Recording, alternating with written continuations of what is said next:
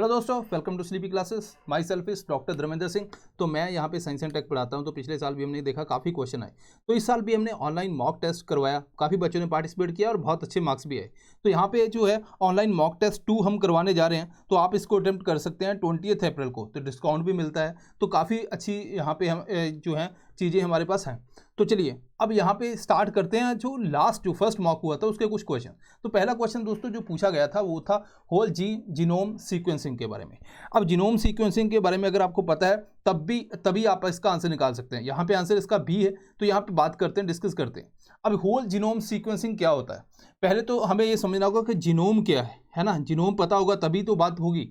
तो यहाँ पे अगर हम बात करें, अगर ये डीएनए है दोस्तों, इसका कुछ पोर्शन जो है, मान लीजिए ये आई कलर को कोड करता है। आई कलर मतलब किसी की ब्राउन हो सकती है, ब्लू हो सकती है, ब्लैक हो सकती है। तो ये इस पोर्शन को जीन कहते हैं। अब पूरा सेल के अंदर जितना, जैसे मैं बात करूँ 23 पेयर क्रोमोसोम के हैं, तो वो पूरा जो सेट है उसको हम बोलते हैं जीनोम, इंक्लूडिंग जो माइटोकॉन्ड्रिया के अंदर कुछ ना कुछ थोड़ा सा क्रोमोसोम पोर्शन पाया जाता है दोनों को। तो एक तो ये हमारी डेफिनेशन, एक और हमारा प्री का क्वेश्चन बन गया ये वाला।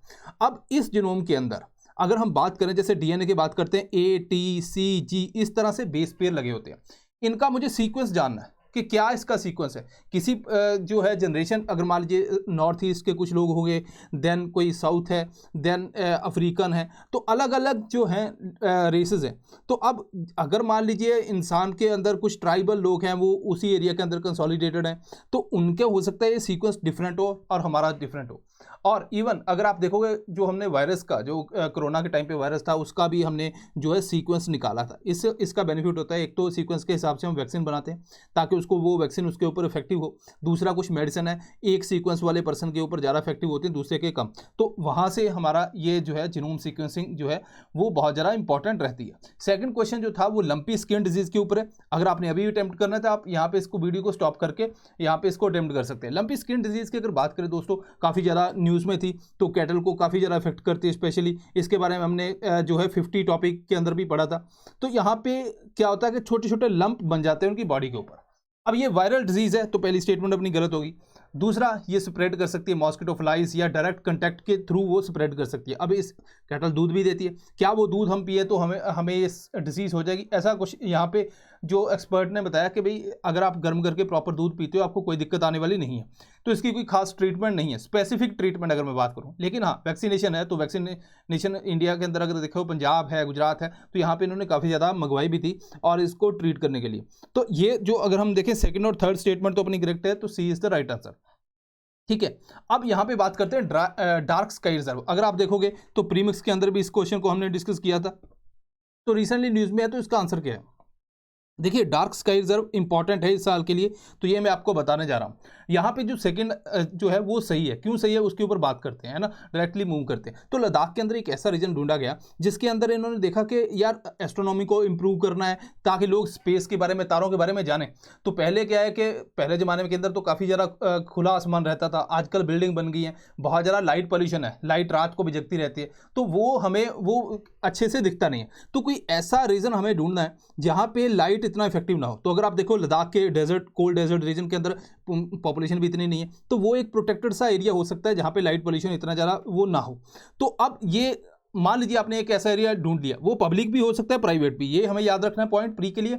अब इंटरनेशनल डार्क स्काई एसोसिएशन जो है वो रिकॉग्नाइज करती है, वो बताती है कि ठीक है ये एरिया जो है वो क्राइटेरिया को, जैसे मान लीजिए कोर रीजन है, वहाँ पे पोल्यूशन बिल्कुल भी नहीं होना चाहिए, तो वो सेटिस्फाई क्राइटेरिया अगर हो तो उसके बाद यहाँ पे इसको रिकॉग्निशन मिल जाती है। सिमिलरली अगर यूनेस्को है, वर्ल्ड हेरिटेज साइट को देता है, वैसे ही इसी तरह से कुछ ये भी देते हैं। ठीक है दोस्तों, अब यहाँ पे अगर हम बात करें तो ग्लोबली जो है 195 साइट्स हैं यहाँ पे जो रिकॉग्नाइज हैं। इसके अलावा अगर आप देखोगे तो आइडियल कंडीशन की अगर बात करें तो मैंने आपको ऑलरेडी बता दिया कि लद्दाख को हमने क्यों चूज़ किया, तो वही एक इसका रीज़न है।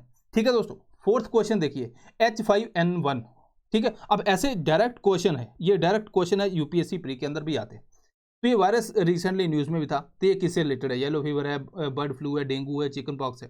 तो यहाँ पे जो करेक्ट आंसर है एवियन इन्फ्लुएंजा, जिसको हम बर्ड फ्लू बोलते हैं। तो B is the right answer. चलिए देखते हैं क्विकली, तो क्विकली रिवाइज करते हैं। हालांकि हमने पढ़े हुए हैं ये सारे टॉपिक, आपको पता है, जो रेगुलरली बच्चे देखते हैं, लेकिन फिर भी अब इन्फ्लुएंजा वायरस को हम 4 अगर कैटेगरी के अंदर डिवाइड करें, ए है जो नॉर्मली पेंडेमिक जैसे होता है, देन बी है लेस सीवियर है, देन सी जो है वो माइल्ड है, और जो डी है वो कैटल को इफेक्ट करता है। लेकिन हम यहाँ पे ए को ही फर्दर क्लासीफाई करने वाले हैं।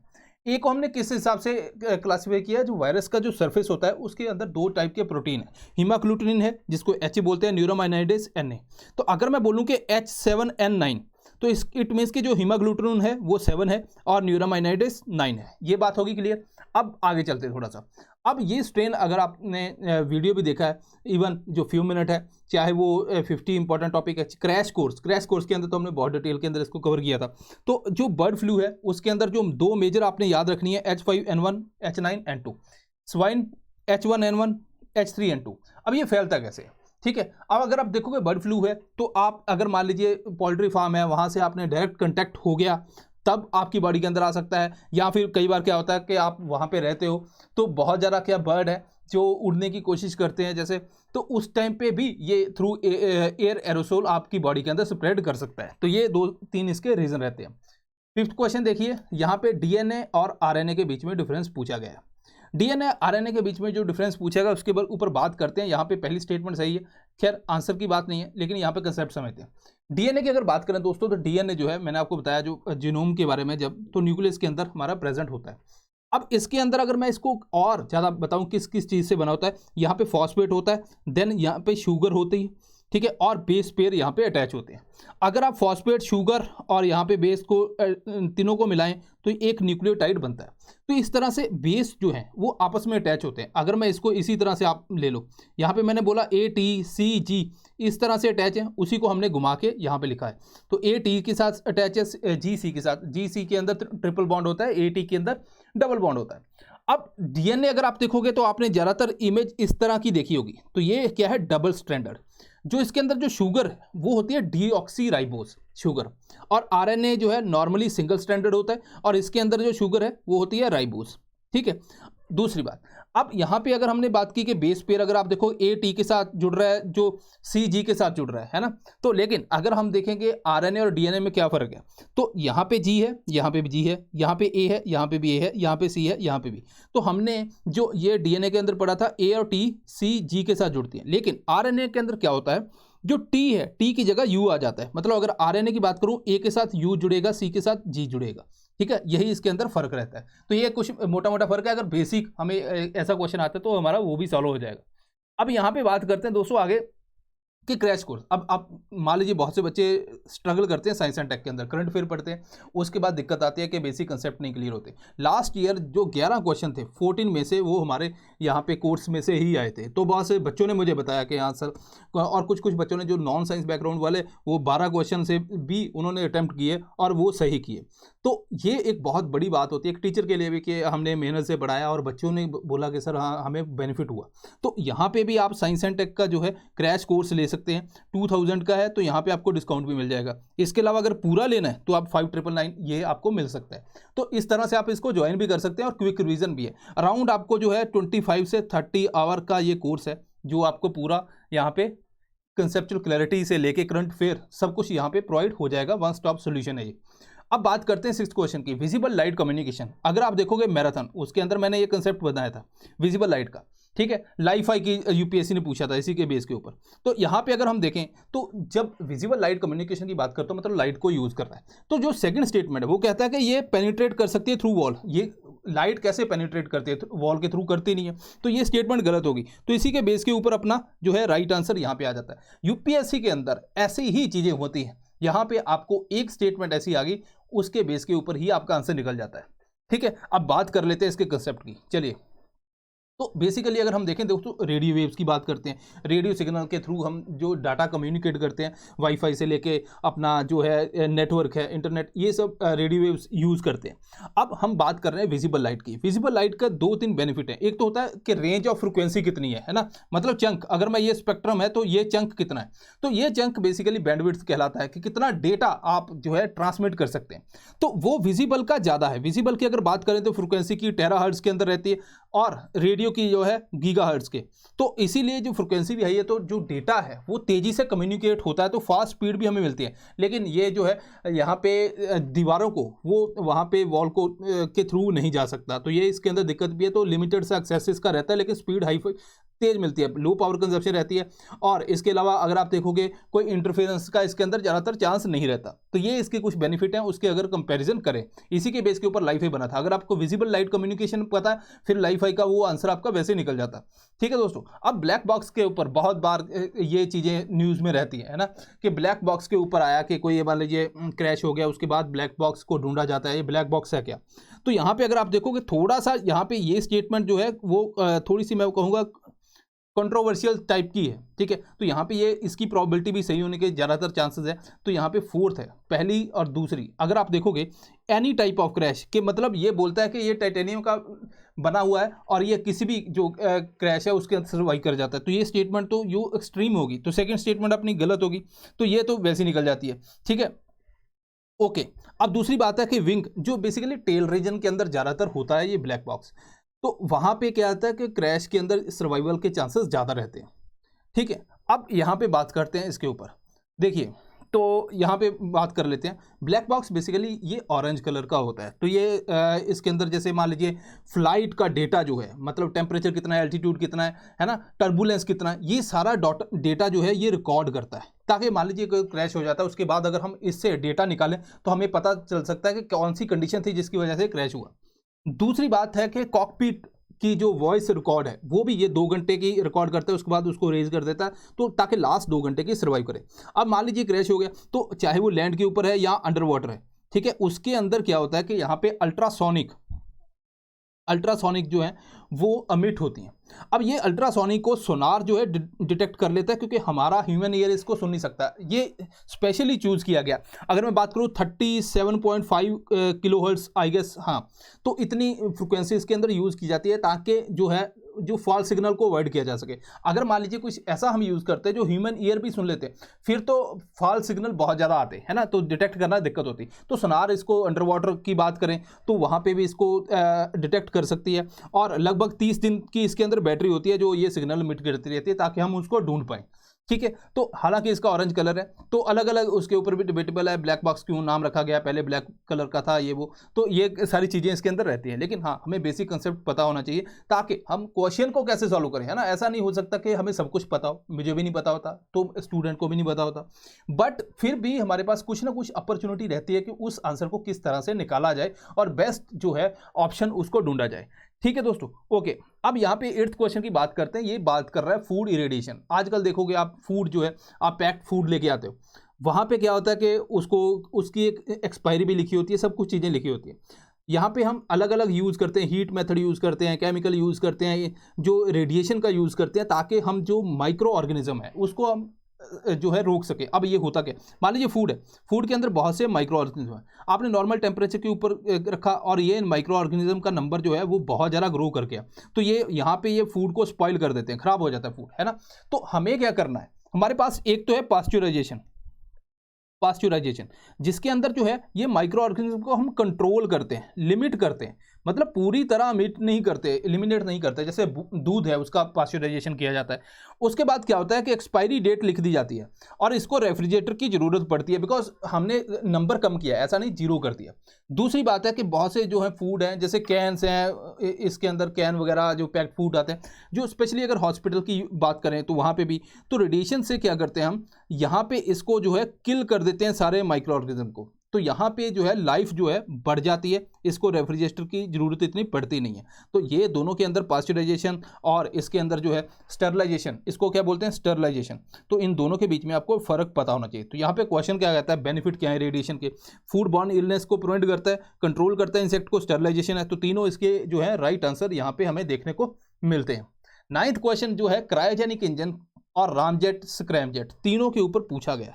क्रायोजेनिक क्या होता है दोस्तों, कि बहुत सी अगर हम देखेंगे तो ऑक्सीजन एंड हाइड्रोजन, इसको हम लिक्विड के ऊपर रखते हैं, लिक्विड ऐसे नहीं होती, तो इसको -250 डिग्री, 250 डिग्री एंड 180 डिग्री, इस तरह से इतने लो टेम्परेचर के ऊपर रख के हम रॉकेट के अंदर इसको यूज़ करते हैं। ठीक है, तो यहाँ पे क्या पूछा गया है, लिक्विड ऑक्सीजन है, liquid hydrogen, extremely low temperature, ये सही है statement. Ramjet engine work most efficiently at hypersonic speed, ये स्टेटमेंट गलत है। ठीक है, इसके ऊपर बात करेंगे क्यों गलत है। स्क्रैमजेट इंजन जो है वो ऑब्टेन करता है ऑक्सीजन फ्रॉम एटमॉस्फेयर, ये ठीक है। तो 1 और 3 इज द राइट आंसर। तो यहाँ पे बात करते हैं रैमजेट और स्क्रैमजेट की। अब यहाँ पे ये बात सुनो, अब देखो नॉर्मली जो है पहले तो जेट इंजन और रॉकेट के अंदर फ़र्क क्या होता है पहले तो ये पता होना चाहिए। रॉकेट के अंदर क्या करते हैं हम, जैसे मान लीजिए ये है एटमॉस्फेयर है अपना, ठीक है, हमने अर्थ से एक रॉकेट को छोड़ा, अब ये स्पेस के अंदर जा रहा है, यहाँ पे ऑक्सीजन है नहीं, तो अब यहाँ पे क्योंकि फ्यूल बर्न करने के लिए ऑक्सीजन तो चाहिए, तो हम क्या करते हैं इसके अंदर ही ऑक्सीडाइजर या ऑक्सीजन वगैरह यूज़ कर लेते हैं रॉकेट के अंदर ही, बिकॉज इसने आउटर एटमॉस्फेयर के अंदर जाना है तो वहाँ पे दिक्कत आएगी, अदरवाइज फ्यूल बर्न नहीं होगा। जेट इंजन को हम यूज़ करते हैं यहाँ पे, जेट इंजन क्या है यहीं पे यूज़ होता है। तो अगर आप देखो एटमॉस्फेयर के अंदर ही इसने रहना है, तो अगर एटमॉस्फेयर के अंदर रहना है तो हम ऑक्सीजन क्यों वहाँ पे डालें, बिकॉज उससे हैवीनेस आ जाती है, तो हम क्या करेंगे एटमॉस्फेयर से ऑक्सीजन यूज़ कर लेंगे। ये तो होगा जेट और रॉकेट के बीच में फ़र्क। अब इसके अंदर भी जेट के अंदर हम क्या करेंगे, जैसे अगर आप यहाँ पे रैमजेट की शेप देखोगे तो यहाँ पे क्या हो रहा है, एयर आ रही है अंदर। अब यहाँ पे अगर आप देखोगे डिस्टेंस कम हो रहा है तो एयर पुश करेगी एकदम से, है ना, कंप्रेस होगी अपने आप, तो हमने कंप्रेसर नहीं लगाया। नॉर्मली एक जेट इंजन के अंदर कंप्रेसर होता है, लेकिन यहाँ पे हमने कंप्रेसर नहीं लगाया। हाई स्पीड से जब ये मूव करेगा तो ये जो एयर है वो बहुत ज़्यादा कंप्रेस हो जाएगी, एकदम तेज़ी से पीछे को निकलेगी, यहाँ पे फ्यूल बर्न होगा और ये बहुत सी गैसेस बाहर को निकालेगा और तेज़ी से स्पीड पकड़ेगा। दिक्कत क्या हुई, इसका डिज़ाइन जो है ये शेप ही इस हिसाब से बनाई गई कि ये जो हाइपरसोनिक जब स्पीड की ऊपर बात करते हैं तो वहाँ पे ये एवरेज रहता है, तो इसकी इतनी जो एफिशिएंसी वो ड्रॉप होने लगती है। अगर हम देखें एवरेज स्पीड है 3 to 6 मैक, मतलब साउंड के इतने गुना, ठीक है, लेकिन जब 6 के ऊपर जाते हैं तो इसके अंदर दिक्कत आती है, तो हमें इसकी शेप चेंज करनी थी, तो वहाँ पर हमने बनाया स्क्रैमजेट। स्क्रैमजेट के अंदर हमने थोड़ी शेप चेंज की और वो उसी एरिया के अंदर अगर आप देखोगे हाइपरसोनिक जब स्पीड जाती है तो उसके अंदर भी ये अच्छे खासे जो है उसकी जो है एफिशिएंसी इसकी अच्छी रहती है। तो मतलब 6 से ऊपर ये इसका रह गया, तो 6 से नीचे की बात करें तो रैमजेट हो गया, उसके बाद स्क्रैमजेट। तो हमने एक ड्यूल मोड बना दिया जिसके अंदर दोनों लगा दिए, पहले रैमजेट होगा उसके बाद स्क्रैमजेट। तो अगर मूव करते हैं क्वेश्चन के ऊपर तो यहाँ पे ये क्या बोल रहा है कि यहाँ पे अगर हम स्क्रैमजेट की बात करें तो फिर अपना ये स्टेटमेंट जो है वो ठीक हो जाएगी, ये वाली भी, ठीक है, ओके। अब ये बात यहाँ पे CAR-T सेल थेरेपी, तो यहाँ पे भी इसको हमने प्रीमिक्स के अंदर ऑलरेडी किया हुआ है, तो बहुत से स्टूडेंट जिन्होंने प्रीमिक्स भी देखा हुआ तो वो वैसे बता देंगे इसका आंसर क्या है। कैंसर की ट्रीटमेंट के लिए बात करते हैं, इसके अंदर क्या है, देखिए अपनी बॉडी के अंदर बी और टी सेल है जो अपने इम्यून सिस्टम को बढ़ाते हैं, है ना। तो इट मीन्स कि वो जो बाहर से कोई भी चीज़ आ रही है उसको एंटीजन बोलते हैं, हमारी बॉडी के अंदर एंटीबॉडी प्रोड्यूस करने के लिए B and T cell help करते हैं। ये यूपीएससी ने इस साल भी पूछा था। अब यहाँ पे क्या है कि जो कैंसर सेल है उसको अगर मुझे ख़त्म करना है तो मुझे जो टी सेल है वो इतने ऐसे होने चाहिए कि जैसे मान लीजिए ये कैंसर सेल है, कैंसर सेल का ये है ना, और ये मान लीजिए टी सेल है, तो टी सेल के अंदर यहाँ पे इस तरह से रिसेप्टर होंगे, कैंसर सेल यहाँ पे अटैच होगा और टी सेल इसको ख़त्म कर देंगे। लेकिन ये रिसेप्टर जो है वो इतने एफिशिएंट होने चाहिए कि जो कैंसर सेल के साथ जल्दी अटैच हो जाए, लेकिन ऐसा होता नहीं है। तो हम क्या करते हैं, पेशेंट के ब्लड से टी सेल निकालते हैं, टी सेल के अंदर जीन जो है वो एक इंसर्ट करते हैं, वो ऐसा जीन इंसर्ट करते हैं ताकि उसके जो रिसेप्टर हैं ये अच्छे खासे बन जाए। अब ये रिसेप्टर बन गए तो अब हम टी सेल जो है इसको बोलते हैं CAR-T सेल। अब CAR-T सेल को हम पेशेंट के ब्लड के अंदर दोबारा इन्फ्यूज़ कर देते हैं। इससे क्या होता है, पहले तो ये वाले टी सेल थे, अब ये वाले टी सेल है। तो अब जैसे ये कैंसर सेल है, कैंसर सेल के साथ ये क्या करते हैं, जैसे ये कैंसर सेल है, बहुत से टी सेल क्योंकि इनके अंदर रिसेप्टर आ गए हैं अच्छे खासे जो जल्दी अटैच होते हैं, तो ये साथ साथ अटैच होते जाएंगे और कैंसर को ख़त्म करेंगे। तो ये इसके अंदर हमने जो है हेल्प ली है और ये मतलब इस तरह से हमने जीन एडिटिंग की है जिससे हमें काफ़ी ज़्यादा बेनिफिट हो सकता है।